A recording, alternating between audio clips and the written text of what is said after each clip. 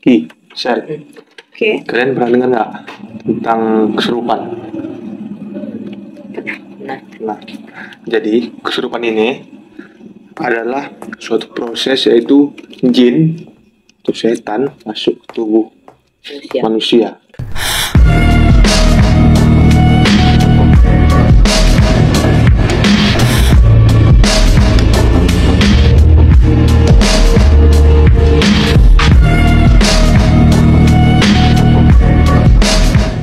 Iya. Nah, Oke. jadi ini gue mau cerita nih pengalaman dari teman gue nih. Teman gue nih, Wildan, yang berpengalaman kan. Ini terjadi pada tahun 2019. Oke. Jadi kan ini orang nih refleksi gitu, Ya. anak-anak IPB-an mau ke IPB, anak-anak mahasiswa Ayubangan nih. Jadi acara ini diselenggarakan di IPB, yang ketuai oleh Wildan.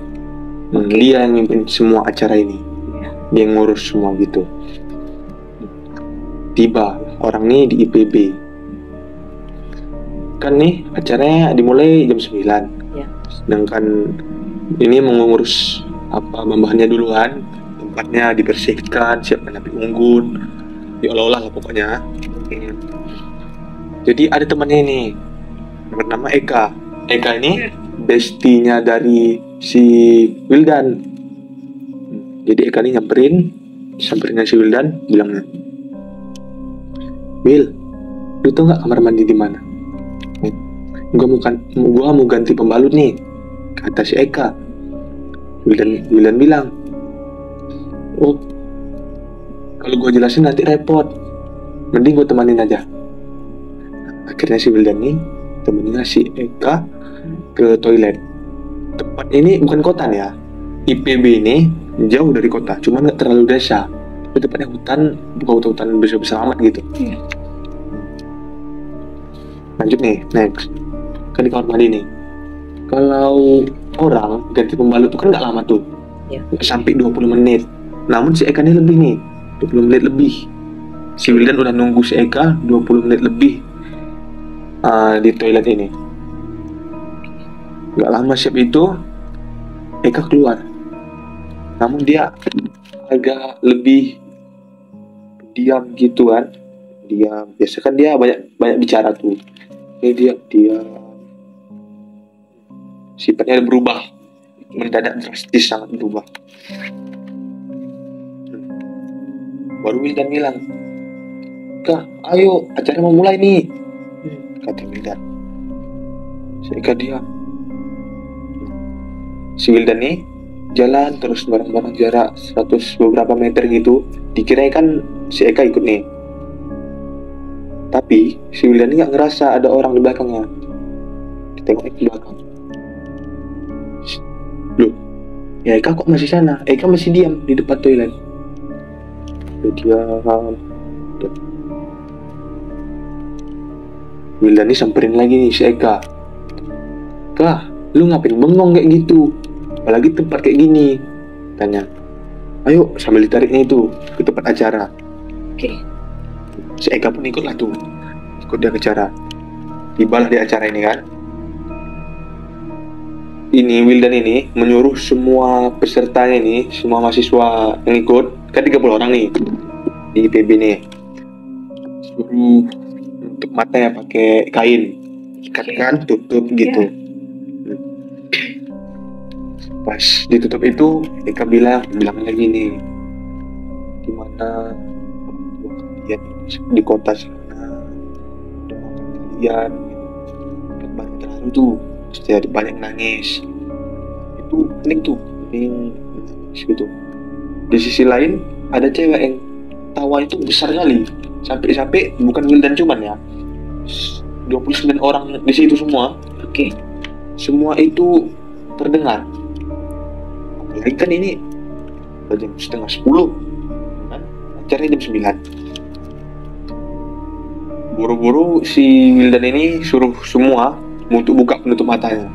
Dan satu, cewek ini nggak buka. Rupanya cewek ini adalah temannya si Wildan tadi, bestinya si Eka. Bilangnya lah, Kak, Eka, bangun, lu kenapa? Kata si Wildan. Eka nih, mana tau dia, hehehe, ketawa gitu, tahu kan? Oke. Nah gitu. Kak, ditepuk-tepuk lah pipinya tuh kan. Kak, bangun. Si Eka malah pingsan. Dia pingsan di tempat. Si Wildan pun itu langsung nyuruh juniornya, 2 orang juniornya itu untuk ngantar si Eka ini ke RS terdekat, dekat IPB lah kan. Oke. Singkat cerita, orang ini pun naik motor nih, udah jalan di pertengahan jalan nih. Junior bawa Honda, Eka di tengah dengan badan yang lemas pingsan. Iya. Nempel gitu sama junior yang di belakang kan. Pas di pertengahan jalan ini kan gelap nih, senyap, sepi, gelap, kan kiri hutan. Pas di kanan ini ada pohon besar. Di situ tiba-tiba Eka dari awalnya badannya lemas, nyender gitu, badannya busung, tegak. Dia pun langsung mukul pundaknya junior yang di depan nih, yang bawa kereta itu.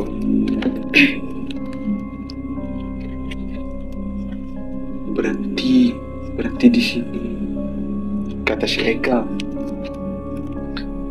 Berhentilah. Ini juniornya udah sadar. Ini Eka ini mungkin udah sadar gitu kan, udah sembuh. Tanya lah, Kak Eka gimana? Gak apa-apa, kayak gitu. Gak dijawab.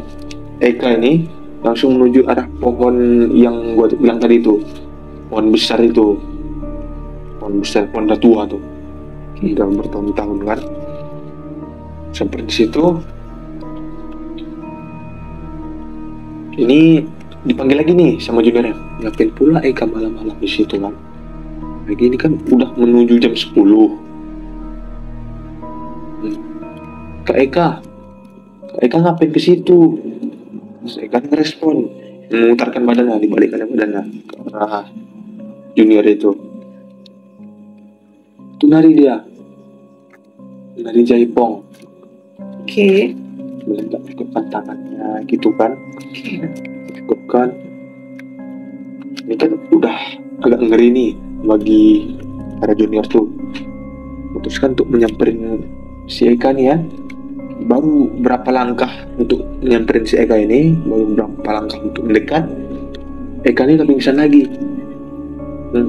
Dia pingsan, akhirnya dia diangkat lagi, untuk dibawa lagi, dia ke atas motor, dibawa lagi untuk menuju RS.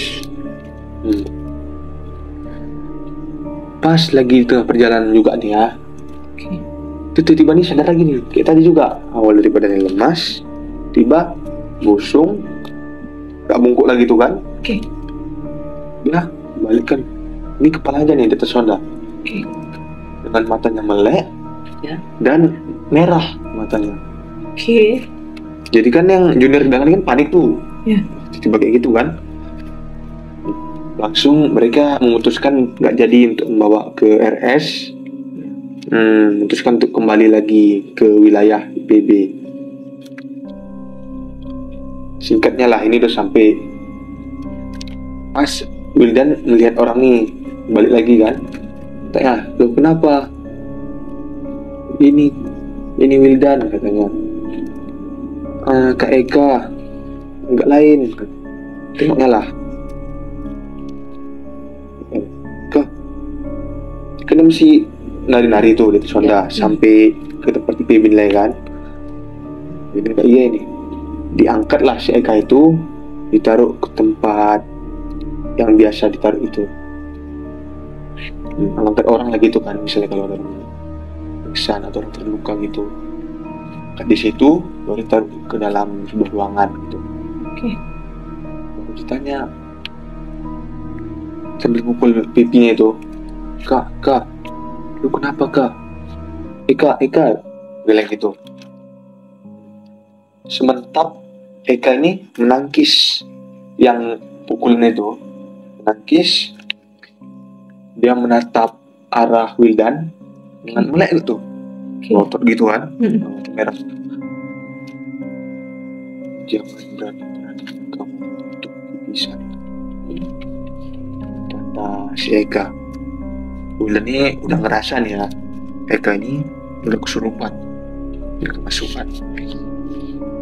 Nah, Wildan ini bertanya nih, Assalamualaikum, kenapa kamu mengganggu teman saya? Kata si Wildan. Dijawab Eka, dia kotor. Dijawab si Eka tuh. Saud si Wildan, dia kan berpikir juga nih, oh iya, jadi kan membersihkan pembalut itu untuk mengganti pembalut. Tapi kan kami nggak ganggu, kata si Wildan. Saud si Eka, kalian berisik, saya nggak suka, kata si Eka ini. Wildan ngomong lagi nih, ya udah, kami nggak akan ganggu kamu lagi. Tapi kamu tolong keluar dari teman saya. Namun Eka ini, hantu jin dalam tubuh Eka ini malah tertawa nih.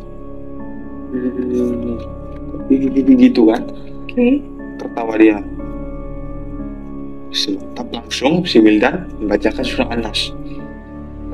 Bismillahirrahmanirrahim, kurang lebih berbinas gitu. Disaud sama Eka ini, Malikin Nas, Ilahinas gitu. Si Wildan makin panik nih kan, kan jarang-jarang ada yang berani kayak gitu. Si Wildan menyuruh juniornya ini untuk memanggil Satpam IPB. Jadi Satpam IPB ini datang, dia nanya nih, loh, ini temannya kenapa? Will, nah, ini teman saya kesurupan pak, kata si Wildan. Berhubung bapak ini pun emang biasa udah mengurus orang kerasukan gitu kan. Membacakannya lah. Wildan megang kakinya si Eka, tangannya si Eka ditutup gini, namun ini ditahan nih sama dua juniornya. Dan Pak Satpam itu menekan kepala Eka sambil membaca sesurah gitu. Kan biasa orang membaca doa-doa itu orang kan besar-besar tuh kan. Bismillahirrahmanirrahim itu. Dibacalah doa.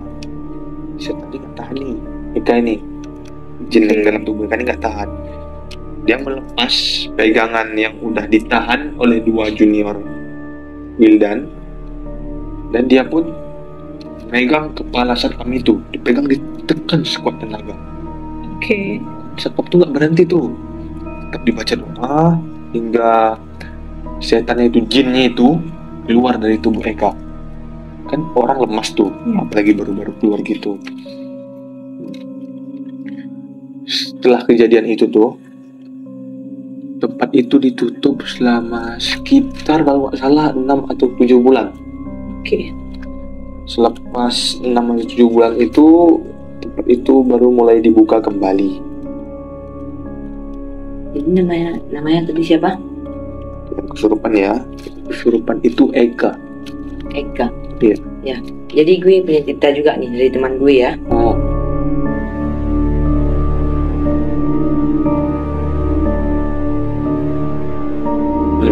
Namanya Echa sama Nindya. Oke, jadi ceritanya ini kejadiannya pas gue kelas 11 atau 12 SMA. Nah, jadi gue dan teman-teman gue ini field trip ke Jogja. Dan kita field trip ke Jogja itu 2 malam. Dan ke Jogja kita naik kereta sampai ke Jogja sana. Dan destinasi pertama kita ke sana adalah ke Gua Pindul. Kalian tahu Gua Pindul nggak? Gua nggak tahu sih, nggak pernah dengar. Tahu sih. Jadi Gua Bindul itu wisata di Jogja. Jadi kita kalau masuk ke Gua Bindul itu harus menaiki pelampung warna hitam gitu kayak di waterboom. Oh, iya. Jadi selama kita melewati itu ada air, nggak kering di bawahnya. Jadi kita field trip Gua Bindul itu dari siang sampai sore, bahkan hampir maghrib. Iya. Dan karena destinasi pertama kita udah siap, jadi kita ini mau menaiki bus untuk kita pergi ke homestay. Oh, iya. Jadi busnya ada dua, aku berada di bus A dan teman-teman aku ada di bus B. Jadi busnya itu ada dua. Dan di bus B tiba-tiba teman gue nelpon dan bilang ada cewek yang nangis sudah teriak bilang mata gue nggak bisa melek. Dan cewek itu ternyata teman gue, namanya Nindya. Dan si Nindya itu teriak sambil merem, bilang gue nggak bisa melek. Dan dia tapi sadar, dia sambil merem bilang gue nggak bisa melek. Dan di perjalanan itu dia teriak-teriak, dia nangis, bilang nggak bisa melek. Dan sampai perjalanan itu segala macam dah. Pas sampai ke homestay, tiba-tiba dia diam. Dan temannya panik lah, dia lihat nadinya, dan nadinya masih ada. Pas sudah sampai ke homestay, mereka panggil-panggil, tepuk-tepuk bibirnya, tapi dia nggak nyaut. Udah dibangunin tapi dia nggak nyaut. Akhirnya mereka memutuskan untuk mangkul dia ke dalam rumah. Dan di situ yang pertama ngeh adalah yang punya homestay itu. Bahwa tahu si Nindya ini dia ada makhluk di dalam dia. Udah mereka tidurin si Nindya ini di atas kasur dan pegang sama kawan-kawannya. Dan mak-mak ini yang berusia 30 tahun ini kayak bisa menghilangkan gitu. Dan tangannya dipegang dari lengan, diurut-urut sampai telapak tangannya. Habis itu di samping jempolnya, di telapak tangan ditekan lumayan lama lah. Akhirnya si Nindya ini sadar dan dia langsung bisa melek. Dari yang tadi nggak bisa melek, bangun-bangun udah bisa melek.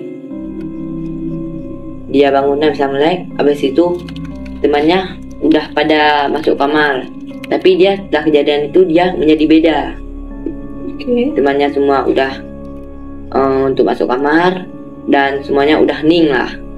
Tapi dia tetap bengong di situ di depan pintu, tapi bagian dalamnya pintunya ketutup. Dia diri situ dan ada temannya yang ngelihat dia di situ, namanya Echal. Dan si Echal ini manggil si Nindya ini, Nin, yuk tidur yuk. Tapi si Nindya ini nggak nyaut. Dan si Echal ini dia memutuskan untuk tetap tarik si Nindya ini untuk masuk ke kamar. Masuk ke kamar, satu kamar sama si Echal ini dan satu kasur orang ini. Dah. Pas di tengah malam si Echal ini kebangun dan ngelihat si Nindya ini nggak ada lagi di kasurnya. Si Echal ini kan memutuskan untuk cari si Nindya dan keluar kamar. Dan dia ngelihat si Nindya ini kembali lagi ke pintu yang tadi. Dia diri lagi di situ dan si Echal panggil-panggil segala macam lah. Dia ajak-ajak si Nindya ini untuk masuk lagi ke kamar dan ditarik lagi si Nindya ini mau. Dah mereka tidur. Dalam itu di malam itu si Nindya itu ulang-ulang sampai 3 kali. Balik lagi ke depan pintu. Dalam malam itu 3 kali dia balik-balik ke situ. Dah karena mereka ngira si Nindya ini berat, besok orang ini memutuskan untuk panggil orang pintar yang bisa menghilangkan kayak gitulah. Udah besok orang pintarnya itu datang ke homestay itu, nanya sama teman-teman si Echal ini, nanya kalian habis dari mana aja, habis ngapain aja, kok bisa si Nindya ini gini. Dah teman gue jawab, kita habis dari Gua Bindul.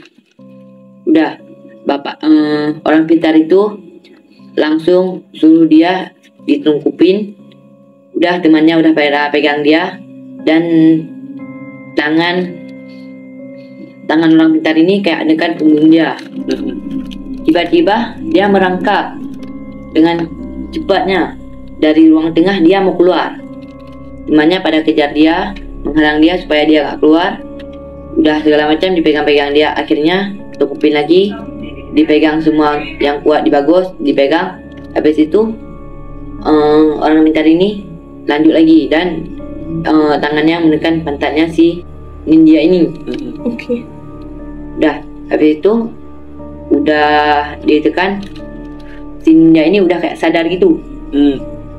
Pas udah sadar, habis itu si Ekal ini ajak si ninja ini untuk tidur. Orang ini masih satu kamar. Mereka masuk ke kamar dan si ninja ini kayak curhat nyindir gitu. Oke. Dia bilangnya gini, gue kesini bukannya malah bisa main, bisa senang-senang, tapi gue malah kayak diganggu sama makhluk ini. Ninja bilang gitu. Oke. Jadi si Ekal ini nanya lah, emangnya lu ngapain Nin? Jadi si ninja ini dia ngaku sama si Ekal ini. Dia bilang, gue kemarin pas di gua Pindul, gue kencing sembarangan karena gue nggak sanggup tahan lagi. Jadi kan Ekal ini bilang, oh yaudah tidur aja kita yuk. Dah mereka ada tidur. Tiba-tiba tengah malam si Ekal ini kebangun karena kasur dia kayak ada yang gerak. Jadi Ekal bangun sadar, dia lihat bahwa si ninja ini udah nggak ada lagi. Oke.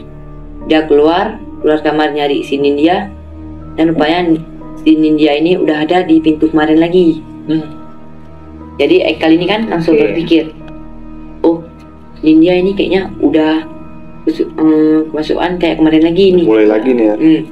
Jadi dia memutuskan untuk gak bilang kepada siapa-siapa, kepada teman-temannya.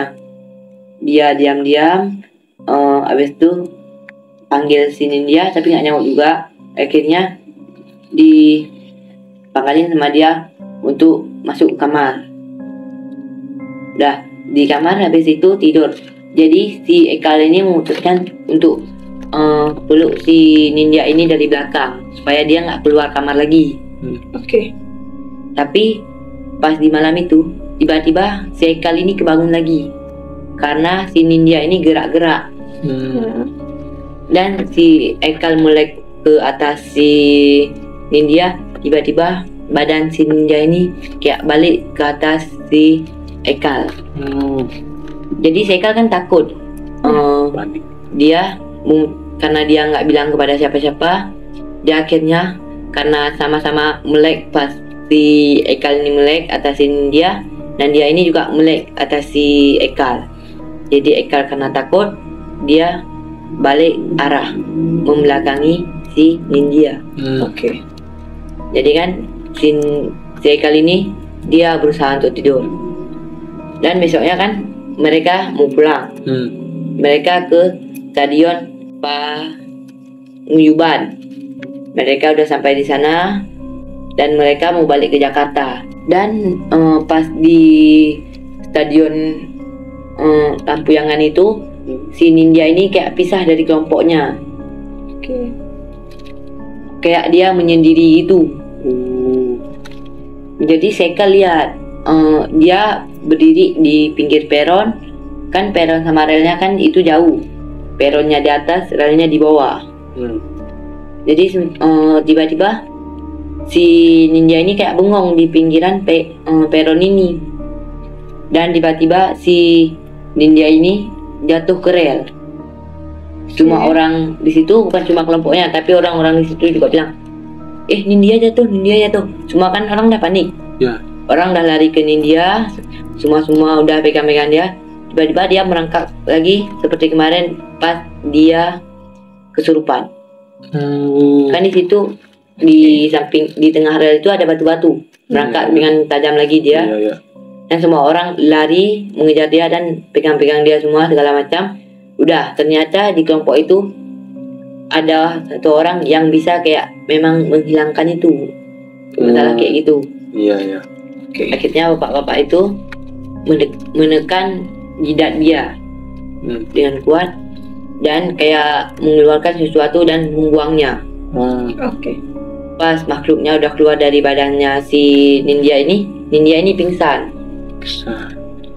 Dan si Ekal langsung nyusulin si Nindya ini dan dipangkuin sama si Ekal dan tepuk-tepuk pipinya. Nindya bangun. Udah kayak gitu. Habis itu si Nindya ini bangun pas udah dipanggil-panggil sama Ekal. Dan bapak-bapak tadi bilang sama Ekal pakai bahasa Jawa. Kalau di artinya bahasa Indonesia, teman kamu kesurupan siluman buaya. Oke.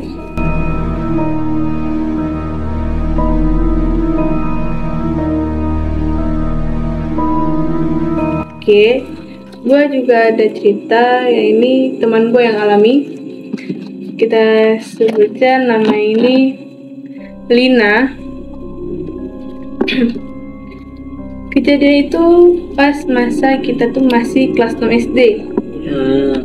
Nah, itu di sekolah kita tuh ada kegiatan pesantren kilat itu selama 3 hari 2 malam. Tuh gue berdua pergi sama Lina dari rumah ke sekolah. Sampai di sekolah, Lina tuh bilang kalau di dekat kelas kita tuh ada pohon mangga yang diakui oleh guru-guru situ angker. Itu pasnya di lokal kita paling ujung pojok lantai 2. Nah, kita tuh dapat jadwal kegiatan pesantren kilat tuh malam sekitar jam 8 atau jam 9. Nah, sorenya tuh kita nunggu di kelas, nunggu malam untuk kegiatan pesantren kilat gitu. Sekitar jam 8 atau jam 9 gitu, kita tuh dipanggil ke lapangan, ngumpul semuanya. Iya. Kita situ ikut kegiatan pesantren kilat. Itu kita situ disuruh nyatat rangkuman gitu. Tugas ya. Gitu Tugas ya. Iya. Di situ itu selesainya sekitar jam 9:30 atau jam 10 gitu. Kita balik ke lokal. Yang lain tuh udah pada tidur gitu. Itu tinggal gua sama Lina, ada 3 orang lagi teman gua. Jadi kita itu duduk di kelas ngeceritai cerita hantu gitu. Ya. Itu kita di situ. Teman gua sama gua udah selesai nyerita, ya sambungnya si Lina untuk menceritai cerita hantu gitu. Iya. Sebelum dia ceritain hantu itu, dia ngomong begini. Itu kan lokal kita tuh kan pas di pojok dekat mangga gitu. Lina tuh tidurnya deket sama jendela yang nampak pohon mangga itu. Pohon mangga angker itu. Iya. Nah, Lina tuh sebelum cerita horor hantu tuh, dia bilang gini, kalian tahu nggak pohon itu angker loh? Sahut gua. Lina, jangan gitulah, ini udah malam, bilang ya. Gua ajak tidurlah mereka semua. Yang lain udah pada tidur, gua sama Lina udah baring juga tidur. Gue situ bilang sama Lina, gua tidur ya. Gue itu udah tidur. Nggak lama dari situ, sekitar 20 menit gitu, Lina tuh kayak nepuk paha gua gitu, manggil, Sel, lu udah tidur lu belum? Kata dia. Belum, ada apa Lina? Gue bilang kan. Kata si Lina, gue sesak pipis nih, temenin yuk kamar mandi. Jadi kamar mandi tuh pas di samping lokal kita. Kalau di jendela itu tembus ngeliat pohon mangga angker itu. Nah, di situ gue sama Lina konin dia ke kamar mandi. Gue tuh nunggu di pintu kamar mandi. Gak lama dari kamar mandi, dia tuh sekitar 5 menit tiba-tiba dia keluar gitu, tergesa-gesa gitu. Dia bilang, Sel, yuk kita yuk tidur kita, ya bilang. Kita tanya, kenapa Lina, kenapa? Nggak ada apa-apa, yuk tidur aja yuk. kita tuh udah balik ke lokal, tidur. Sekitaran jam 12 gitu. Di situ Lina tiba-tiba ngecakar tangan gua gitu. Ngecakar tangan gua gitu. Gua teriak dong. Gua teriak. Yang lain tuh teman-teman gua tuh semua bangun. Gue situ udah nangis kesakitan. Ada beberapa kawan gue tuh manggil guru tuh di lantai 1 di ruang guru. Nah di situ lagi ada bapak kepala sekolah juga. Iya. Mereka manggil guru, terus nggak lama di situ guru naik ke atas ke lantai 2. Sampai di sana ada Bu Titi. Ibu Titi itu nanya ke gue, Sel, kenapa? Gak tahu Bu, Lina ini tiba-tiba ngecakar Sela gitu lagi tidur ya kan tadi. Nah, di situ ada juga guru agama gua namanya Pak Ahmad. Dia tuh ngepegang si Lina, ngepegang bahunya si Lina, sambil naik gini, Lina, kenapa? Kalau ada apa-apa itu ceritain dong sama bapak. Gitu dia bilang. Matanya si Lina tuh ngelihat arah ke jendela tuh yang ada pohon mangga angker itu. Dia situ ngelihat kayak ada sosok aneh gitu. Sambil dia tuh kepala itu goyang kanan kiri gitu.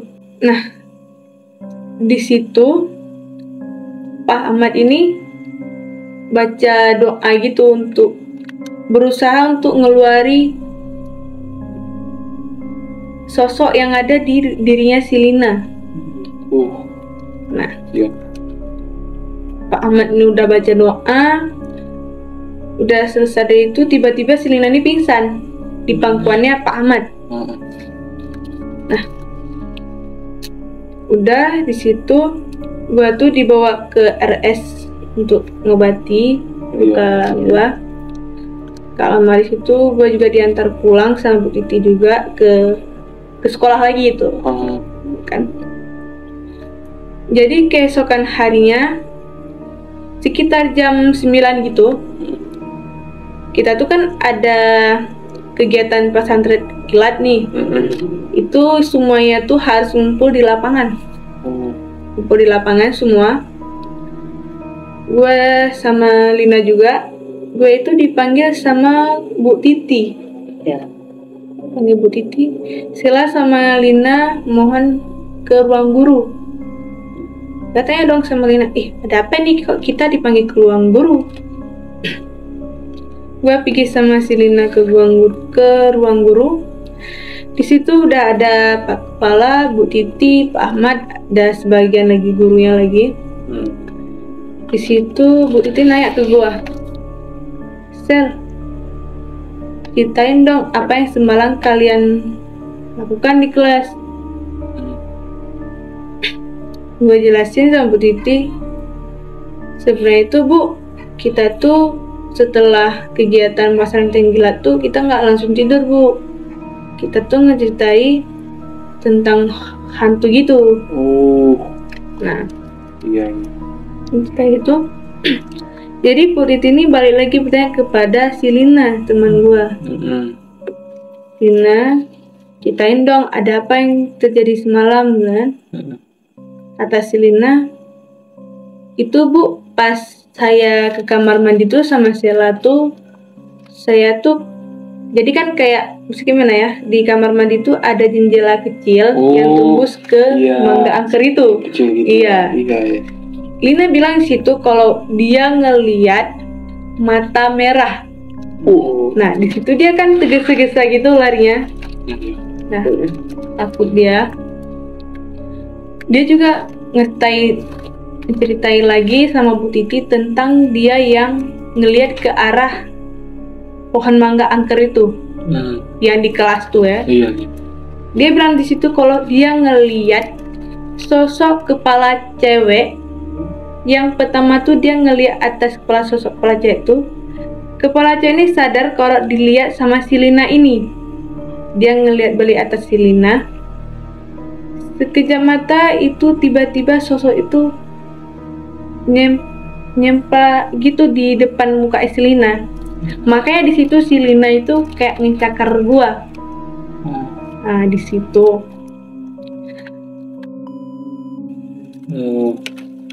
Oke, cukup sekian cerita dari kami malam ini ya.